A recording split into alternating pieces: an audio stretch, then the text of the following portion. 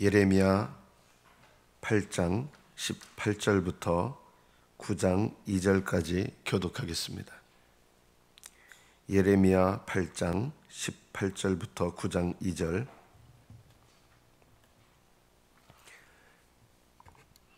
(18절부터) 교독합니다. 슬프다 나의 근심이여, 어떻게 위로를 받을 수 있을까? 내 마음이 병들었도다.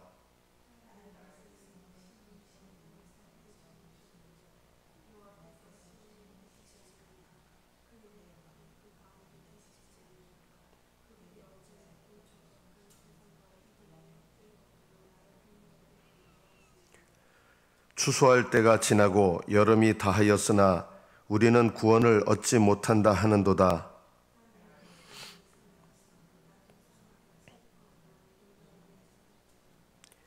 길르앗에는 유향이 있지 아니한가? 그곳에는 의사가 있지 아니한가? 딸 내 백성이 치료를 받지 못함은 어찌 됨인고?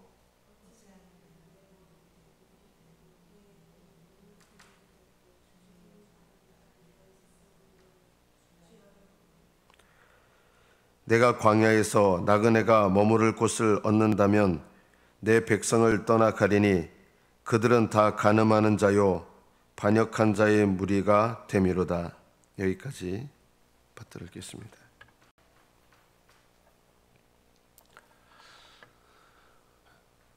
우리 인생의 기간은 100년이 아닙니다. 100년이라고 생각하지만 사실은 100년이 아닙니다. 우리는 이 땅에서의 삶이 100년일 뿐이고 우리 인생의 기간은 사실은 그리스도 안에 있는 자들은 영원에 속해 있습니다. 우리는 머리로는 이것을 이해를 잘 하죠. 우리가 정말 영생을 누린다 그러면 영생은 영원한 것이잖아요. 이 영원한 삶에 비해서 100년은 사실은 수학적인 계산으로 말한다면 제로입니다. 이 땅에서 우리 인생은요, 사실은 영생에 비한다 그러면 없는 것과도 같습니다. 그래서 우리 인생의 기간을 올바르게 안다 그러면 우리 인생을 없는 것과 같은 인생을 위해서 영원을 낭비하는 삶을 살면 안 되겠죠. 우리 인생의 제일 중요한 문제는 사실은 우리는 제일 중요한 게 뭐라고 생각하냐면요, 돈이라고 생각합니다. 일만 악의 모든 근원이 탐심, 돈에 대한 탐심이라는데 여러분 보십시오. 자녀 염려하는 것도 다 돈 문제입니다. 가정에서 일어나는 거의 대부분 문제도 대부분 돈 문제입니다. 세 가지입니다. 사람은요, 돈 문제, 성 문제, 그리고 권력을 누리고 싶어하는 것. 이 세 가지가 인간의 인생을 사로잡는 이 세상의 세 가지 모습입니다. 우리가 세상 하는데 세상이 뭐냐 그러면요, 하나님께서 허락하신 돈, 성, 힘, 이것을 성령을 따라 쓰지 않고 육신을 따라 쓰려고 하는 것, 이게 세상입니다. 세상이 먼데 있지 않습니다. 하나님께서 허락하신 성을, 성적인 거 말하는 거예요. 성을 육신을 따라서 쓰는 것. 하나님께서 허락하시는 물질에 대해서 육신을 따라 근심하고 염려하고 그것을 누리려고 하고 확보하려고 하는 것. 육신을 따라서. 그래서 열심히 살면서도 얼마든지 우리는 세상적으로 살 수 있는 것이죠. 하나님께서 나에게 허락하시는 힘을 가지고 우리는 육신적으로 그 힘을 발휘하고 싶어 합니다.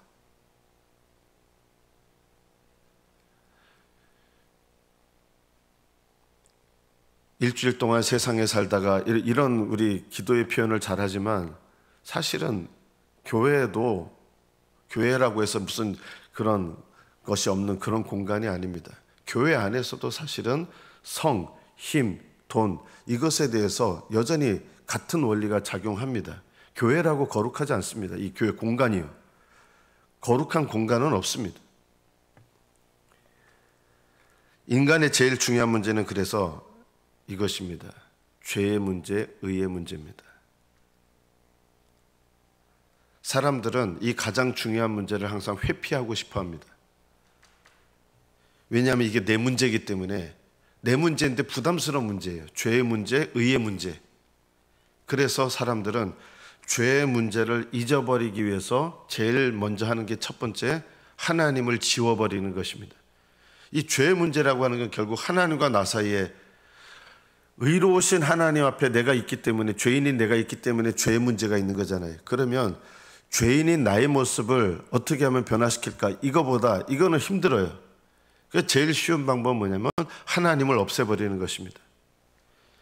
그래서 사람들은요, 진화론을 좋아합니다. 진화론이 과학적이라서 진화론을 믿는 거 아닙니다. 진화론도 정말 정직하게 공부해보면요, 말도 안 되는 얘기예요. 저는 진화론 공부하면서 이런 생각이 들어요. 여러분, 길에 지나다니는 자동차, 철, 어디서 나옵니까? 자연에서 나온 재료입니다. 모든 자동차를 이루고 있는 모든 재료들이 자연에서 다 있잖아요. 뭐 자동차 시트 가죽, 뭐 물소 가죽, 물소에서 왔든지 어디서 왔든지 다 자연에 있는 재료예요. 자, 그러면 이 자연에 있는 재료에서 있었다고 해서 이 자동차가 저절로 만들어질 수 있다고 생각하십니까? 모든 재료가 다 100% 자연에 있는데, 우리는 당연히 그렇게 생각한다면 어리석다고 여깁니다. 그런데 진화론은요, 이것보다 더 복잡합니다. 사람은 자동차보다 더 복잡합니다. 자연 상태에서 안 돼요, 이게. 자동차가 더 쉬워요. 자동차는 왜 쉬운지 압니까? 자동차는요, 생명이 없는 거예요.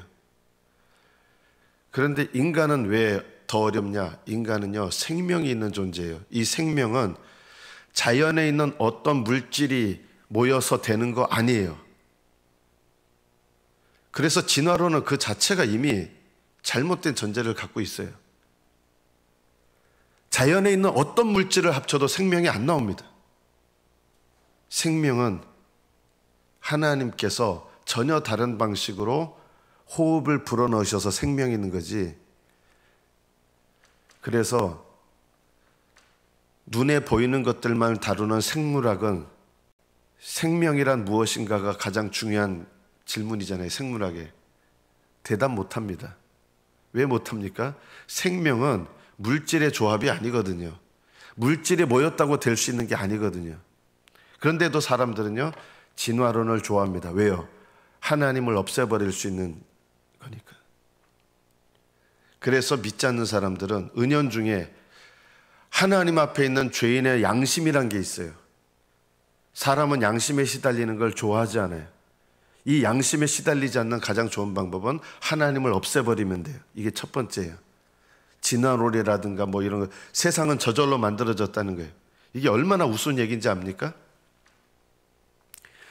저는 하나님께서 세상을 만드셨다는 것에 대해서 헐 하는 분들 많이 봤거든요. 그런데 세상은 그러면 어떻게 만들어졌냐? 저절로 만들어졌다는 거예요. 저는 그게 더 헐헐이에요. 왜 그런지 아십니까? 이 세상은 하나님을 인정하지 않는 사람들은 특이점에서 시작했다는 거예요. 그 특이점은요, 불가능한, 어떻게 그 특이점이 생깁니까? 이거는요, 말도 할 수 없는 엄청 거의 무한대에 가까운 질량과 에너지를 갖고 있는 특이점이에요. 그게 동전만한 특이점에서 그게 빅뱅이 됐다는 거예요. 그러면 그 거의 무한대에 가까운 에너지를 갖고 있는 특이점은 어떻게 생겼냐? 결국 그들의 대답은 이거예요. 이유 없이 갑자기 생겼다는 거예요. 하나님이 창조하셨다는 것을 우습게 여기는 사람들이 결국, 그럼 우주는 저절로 만들어졌다 계속 파고 들어가 보면 우주는 어떻게 만들어졌냐? 저절로 만들어졌다는 거예요. 결국은 더 우스운 대답을 합니다.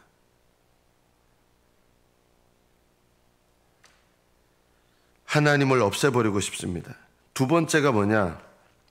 하나님을 참 하나님이 아니라 이상한 하나님으로 바꾸는 것으로 하나님을 부정하고 싶어 합니다. 그게 뭡니까? 우상 숭배입니다. 사람들은 그래서 하나님을 아예 없애버리는 무신론을 갖든지 하나님을 내가 원하는 신으로 만들어 놓는, 우상 숭배의 근본은요, 내가 만들어 놓은 신이에요. 내가 원하는 신, 내가 만들어 놓은 신. 그래서 그 신은 나에게 복을 갖다 주는데 나를 책망하지 않아요. 그리고 그 신은 달래주기만 하면 언제든지 나에게 복을 줘요. 복채도 주고, 이거 쉽잖아요.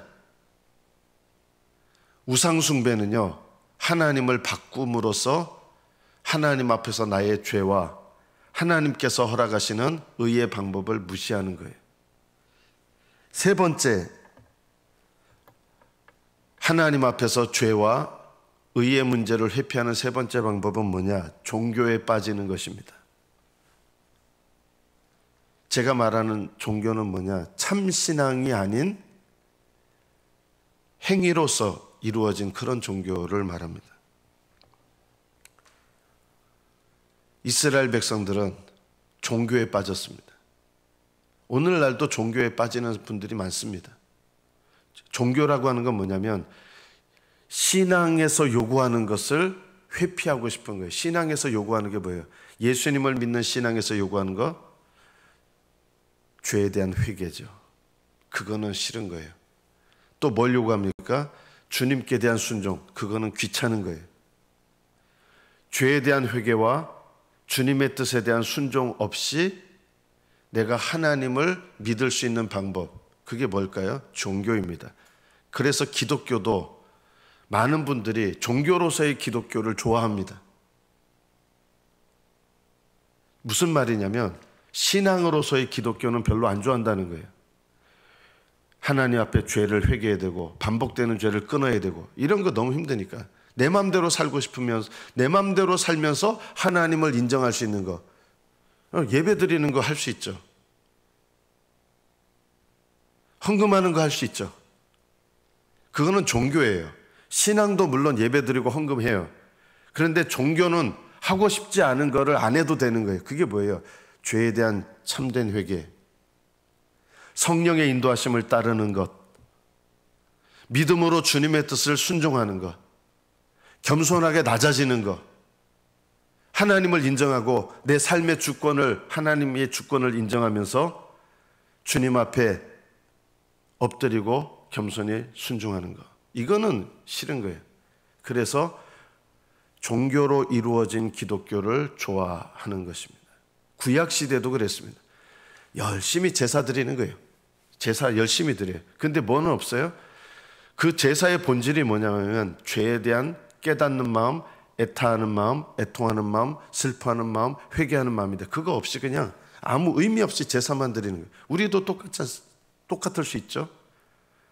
하나님께서 정말 요구하시는 신앙의 본질은 눈 감으면서 외적인 예배 드리는 거, 헌금하는 거, 봉사하는 거, 또 교회에서 모이는 거, 이거 얼마든지 할 수 있습니다. 그게 참신앙은 아닐 수 있죠. 참신앙은요, 하나님께 대한 회개, 죄에 대한 회개와 성령의 인도하심을 따르는 것, 그리고 하나님 앞에서 철저하게 나를 낮추고 자기를 부인하고 자기 십자가를 지고 이런 것을 빼놓은 기독교를 좋아하는 것입니다. 사람들은 그래서 눈에 보이는 종교 생활은 하지만 하나님께서 보시는 신앙 생활은 별로 하고 싶지 않은 거예요. 제가 이게 과장된 것이 아닙니다.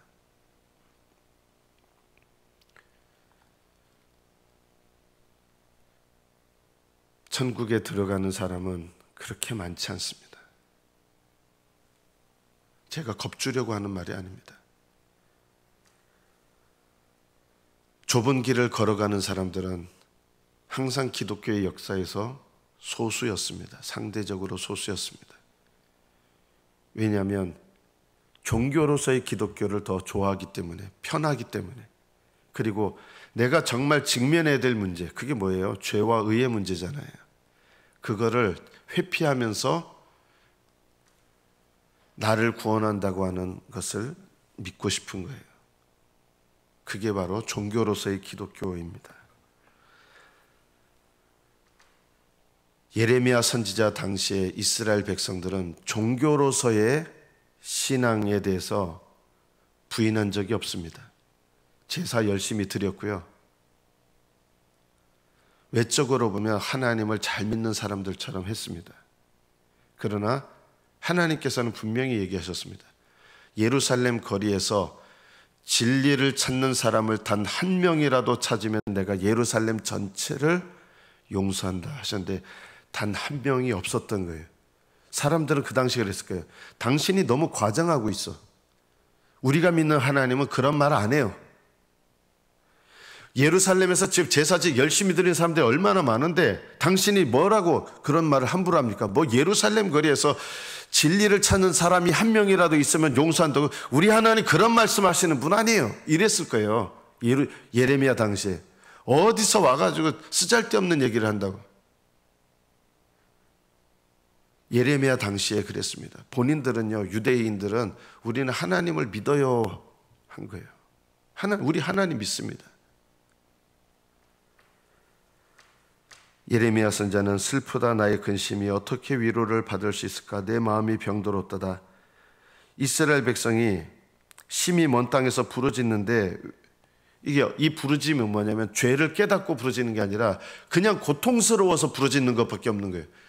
이스라엘 백성에게 깨달으라고 환난과 고난을 주셨는데 그 고난 때문에 고통스러워서 부르짖는 거지 하나님 앞에 죄를 깨달아서 애통하며 부르짖는 게 없는 거예요. 이렇게 말씀을 전해도 못 깨달아서 이스라엘 백성에게 고난을 통해서 깨닫게 하시는데 그 고난을 통해서도 고통스러워서 힘들다고만 하지 하나님 앞에 그 고통의 문제가 되는 이 죄에 대해서는 깨닫지 못하고 회개하지를 않는 거예요. 이것이 예레미야의 마음을 너무 무겁게 한 것입니다. 20절에 보면 이스라엘 백성들이 이렇게 얘기합니다. 추수할 때가 지나고 여름이 다였으나 우리는 구원을 얻지 못한다. 이렇게 고난받은 때가 되게 오래됐는데 왜 하나님 그냥 계십니까? 이 얘기죠. 이렇게 우리가 고난받았던 시간이 길었는데 왜 하나님 그냥 계십니까? 살아계신 하나님 왜 그냥 우리 보고만 계십니까? 하는 거예요. 문제가 뭐냐면 이 고난의 원인이 뭐냐면 죄를 깨닫게 하시려고 주신 건데 죄는 깨닫지 않고 계속 고난 좀 없애주세요 하는 거예요. 이스라엘 백성들이. 왜 이런 고난을 계속 허락하십니까? 고난 좀 없애주세요. 계속해서 마음이 더 강팍해지는 거예요. 고난을 받을수록. 왜 하나님 시온에 계시고 하나님은 영원히 살아계신데 왜 우리 고난을 그냥 보고만 계십니까? 하면서 하는데 하나님 이 고난이 우리의 죄로 말미암아 우리가 겪고 있습니다. 우리의 죄를 용서해 주십시오. 이런 사람들이 없는 거예요. 이것이 예레미야의 마음을 너무 무겁게 하고 가슴 아프게 하는 거예요. 이런 상태에 대해서 예레미야는 마음이 너무나 아팠습니다. 다른 사람 같으면요 비웃죠. 그러나 예레미야는 비웃지 않아요. 딸 내 백성이 상하여서 나도 마음이 상하고 고통스러운 거예요. 왜냐하면 사랑하기 때문이죠. 그럼 하나님 마음은 다를까요? 회개하지 않는 이스라엘 백성을 향해서 하나님도 아파하십니다.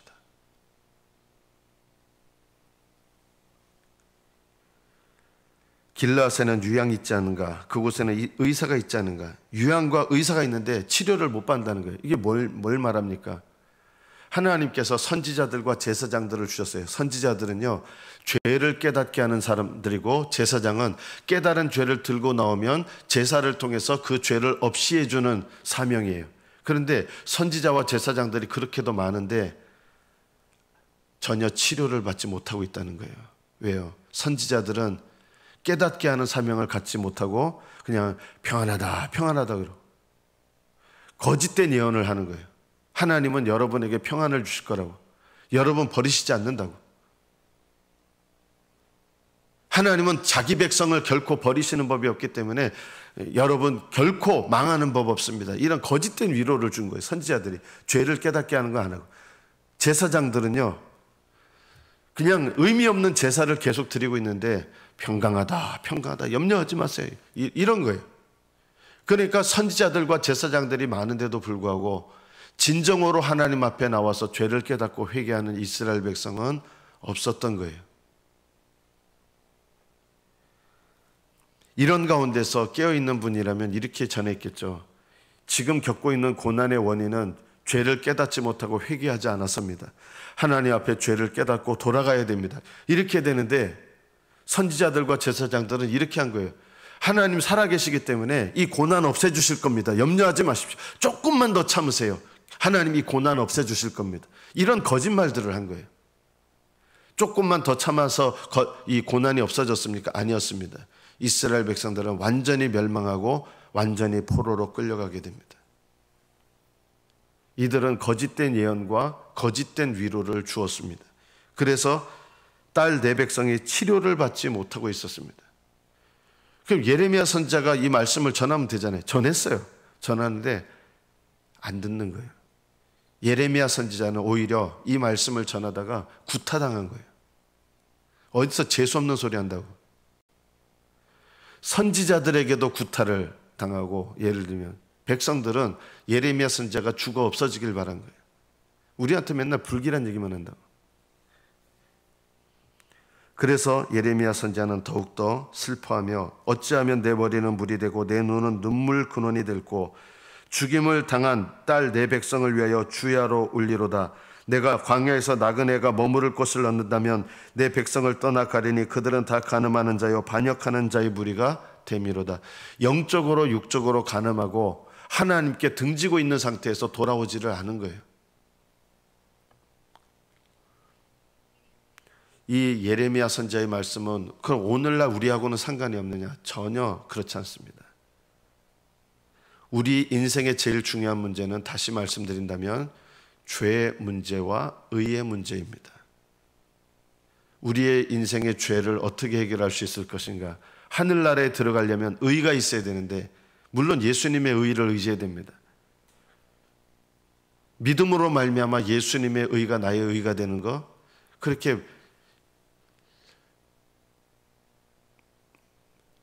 우리가 생각하는 것처럼 간단한 것만은 아닙니다. 왜냐하면 우리는 머리로서 받아들인 진리, 그게 내가 믿는 거라고 생각하는 거예요. 예를 들면 칭의론, 저도 우리 교회에서 칭의론을 많이 했는데 칭의론 믿어요. 자, 그러면 그게 정말 예수님의 의가 나에게 전달되느냐? 칭의론을 믿으면 그건 교리예요. 참 믿음을 통해서 하나님의 은혜가 나에게 전달되거든요. 그럼 참 믿음이 뭐냐?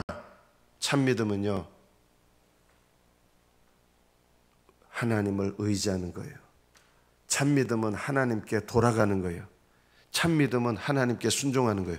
요 하나님 의지하는 것, 하나님께 돌아가는 것, 하나님께 순종하는 것, 이게 믿음의 진짜 본질이거든요. 요거를 빼놓고 예배드리고 11조하고 봉사하고 이런 것은 바로 기독교 종교입니다. 종교는 여러분을 구원하지 못합니다. 하나님은 여러분에게 참 신앙을 요구하십니다. 하나님을 의지하는 것, 하나님께 나아가는 것, 하나님께 순종하는 것, 이것이 신앙의 본질입니다. 이것이 회복돼야 믿음이 회복되는 것이고, 이 믿음을 통해서 하나님의 은혜가 우리에게 전달됩니다. 예레미야 선지자가 슬퍼했던 이 당시의 상황과 오늘날의 교회의 상황과 그렇게 크게 차이가 없습니다. 지금도 하나님께서 요구하시는 것은 참된 믿음입니다. 신앙입니다. 종교가 아니라 신앙입니다. 신앙은, 종교는 진리를 받아들이는 걸로 끝납니다. 교리를 받아들입니다. 창조를 믿는다고 천국 가지 않습니다. 저는 창조론 당연히 믿죠. 그거는 교리를 받아들이는 거예요. 창조론 믿는다고 하늘나라 가는 거 아니고요. 하나님 계신다는 거 믿는다고 하늘나라 가지 않아요. 지옥에 있는 사람들도 하나님 계신 거 다 알아요. 나중엔요. 그럼 하늘나라 갑니까? 아니에요. 지옥에 있는 사람들도 하나님 두려우심 알게 될 거예요. 의의 하나님 알게 될 거예요. 그럼 하늘나라 갑니까? 아니에요. 여러분이 올바른 교리를 받아들인다고 해서 그것이 하늘나라 가는 믿음은 아닙니다. 참된 믿음은 하나님을 의지하는 것, 하나님께 나아가는 것, 그리고 하나님께 순종하는 것입니다. 이 믿음의 본질을 회복할 때 신앙이 회복되는 것이고, 내 인생이 회복되는 것이고, 나의 영생의 길을 걸어가게 되는 것입니다. 이 길을 날마다 걸어가시는 저와 여러분 되시기를 축복합니다. 기도하겠습니다.